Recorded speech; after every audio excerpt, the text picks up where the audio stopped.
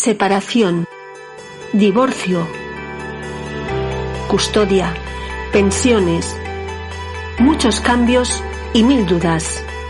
Infórmate, organízate y aprende en este canal a no dar pasos en falso.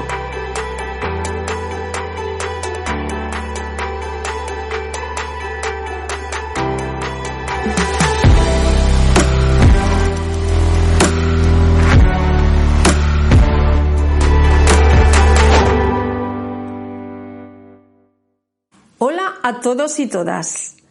Hoy vamos a hablar del tema de la hipoteca en la vivienda familiar. Concretamente, aquellas hipotecas o aquellas viviendas que son copropiedad de ambos cónyuges. Y bien, pues que existe esa obligación o no de pagarla. Pues nada, en un momento os lo explico.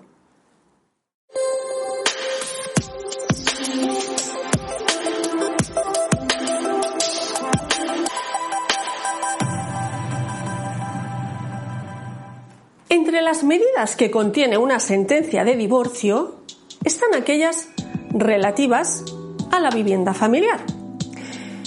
Pues veréis, el uso y la propiedad no siempre van ligados, pues en muchas ocasiones se puede conceder el uso de la vivienda a aquel que no es propietario o bien aquel que solamente tiene el 50% y al otro, en cambio, no se le concede el derecho de uso. Estas decisiones las adopta el juez y muchas veces van ligadas a la guarda y custodia. Si concede la guarda y custodia a uno de los progenitores, pues normalmente esa guarda y custodia lleva aparejada el uso de la vivienda, porque ese progenitor debe ejercer la guarda y custodia, debe tener el hogar familiar donde va a estar ese menor. También se suele conceder el uso de la vivienda, o mejor dicho, se puede conceder en supuestos en los que no hay hijos menores, pero sí en cambio tenemos un interés de protección más necesitado. O en otras palabras, uno de los dos está en una situación pues que económicamente no se puede permitir ir a otro lugar. Entonces pues se puede conceder ese derecho de uso de carácter temporal o indefinido. Bueno, podéis ver en otros vídeos con más detalle el tema del derecho de uso o propiedad, pero hoy no es el tema que nos ocupa. Entonces, ahora os voy a poner un ejemplo. Imaginaos una pareja cualquiera, llamados pues Juan y María. Pues bueno, esta pareja contrae matrimonio y al poco de estar casados compran una vivienda en propiedad al 50% cada uno. Pongamos que hacen una hipoteca a 20 años. Pasados 10 años, esa pareja se divorcia y todavía quedan 10 años de esa hipoteca por amortizar. Juan y María además tienen un hijo de 8 años de edad. Pues vamos a suponer que a María le conceden la guarda y custodia de ese hijo de 8 años y en base a esa guarda y custodia pues también se les concede el uso tanto al hijo como a la madre.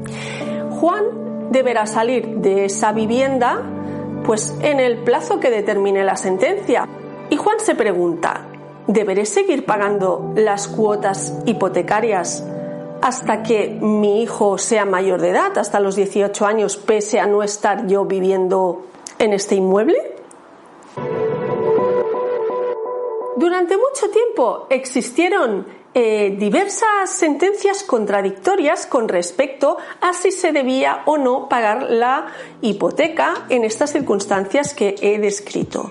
Pero el Tribunal Supremo determinó que la hipoteca no era carga del matrimonio, sino que se consideraba una deuda de la sociedad ganancial. Esta consideración es importante porque las cargas del matrimonio son aquellos gastos que se ocasionan como consecuencia y en beneficio de la vida familiar y existe la obligación de pagarlos. Existe la obligación de pagarlos durante el matrimonio y con posterioridad, cuando ya se ha producido el divorcio.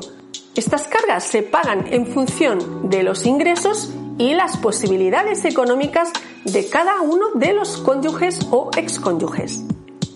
Así pues, no considerándose carga del matrimonio, el juez no va a entrar a valorar sobre si hay que pagar o no hay que pagar esta hipoteca, o cuánto va a pagar uno o cuánto va a pagar otro, sino que va a dejar la deuda tal cual está, tal cual se estableció en su día en el préstamo hipotecario.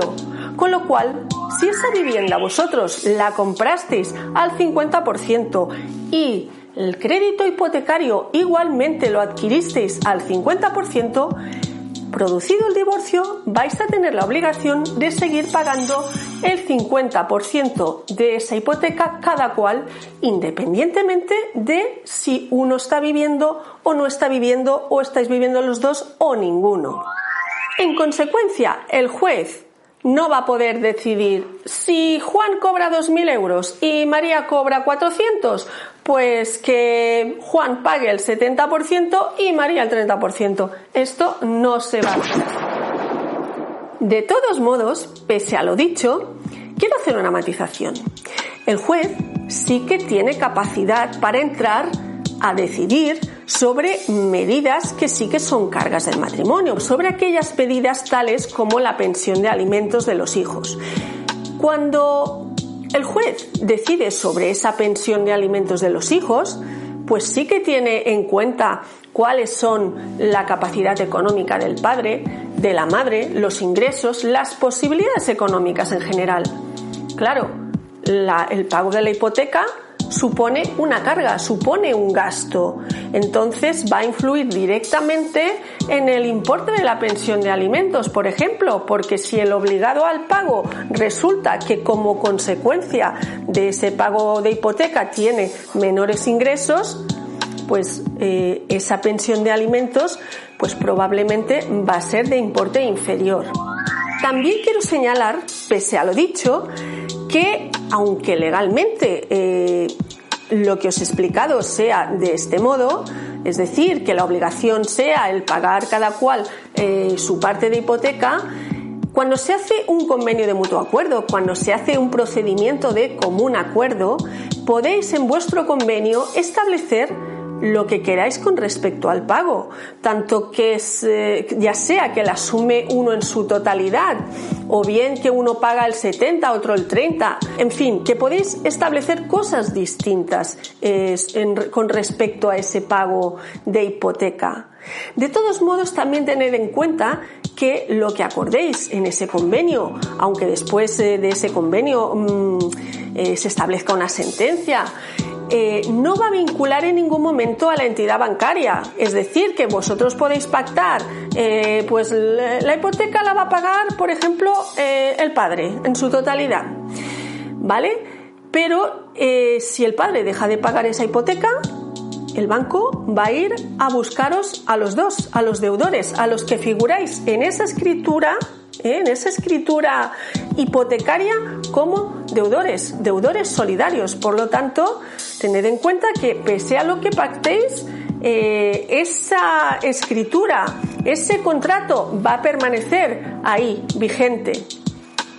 Pues nada, en resumen, que si tenéis una vivienda con una hipoteca y os divorciáis, la obligación de pago va a ser al 50% cada uno de vosotros, excepto que pactéis en convenio regulador algo distinto. Y ese pago será independientemente de si estáis viviendo, si no estáis viviendo, si está viviendo un tercero, etcétera.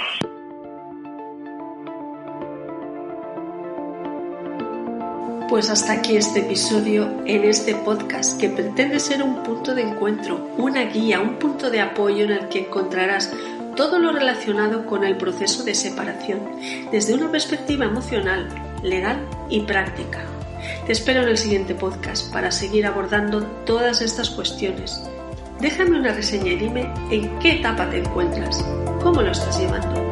Gracias por formar parte de esta comunidad.